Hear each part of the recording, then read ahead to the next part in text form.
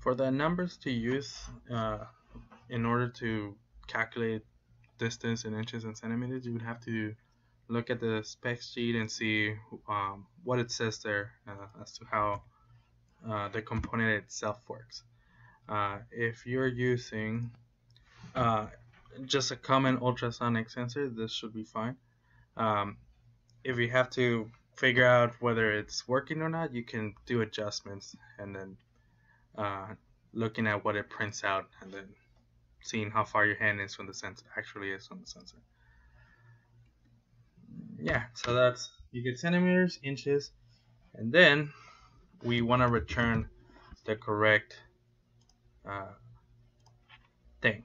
So we want to, depending on which one you choose, if you want to do the inches or not. So we return that.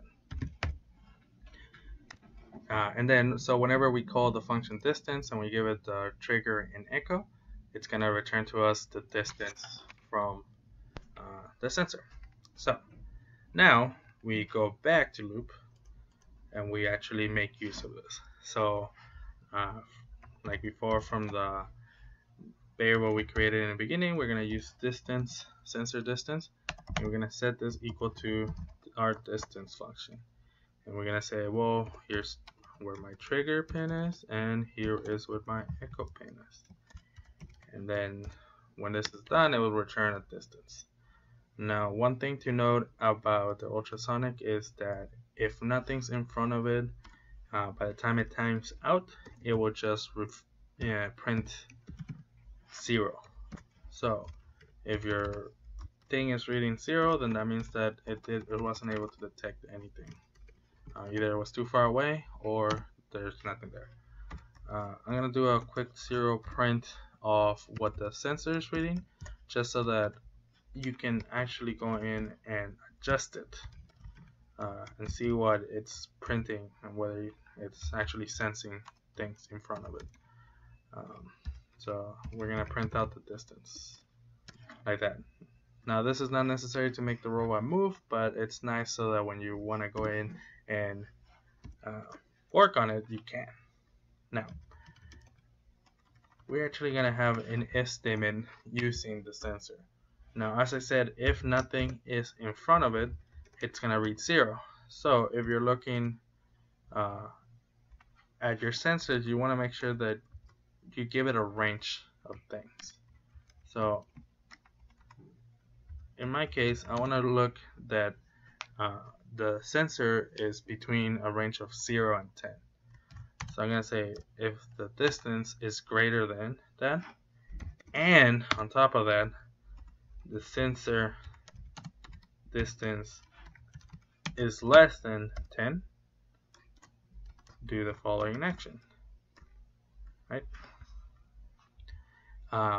So in if statements, just if you don't know, this sign represents an and. So it means that in order for this statement to actually happen, both conditions have to be true. So if my sensor is greater than 0 but it's actually 11, it's going to skip it and it's going to move on. But if my sensor is 5, then it is greater than 0 and it is less than 10, therefore it will do it.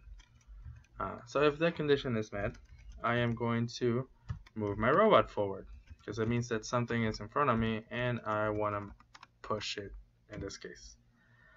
So we're going to just go with making our robot move forward. Spell forward. There you go. And we're going to say it to do it as speed play. Now, you can put whatever you want on the else statement. In this case, I'm going to make it so that when there's nothing there in front of it, my robot's going to spin.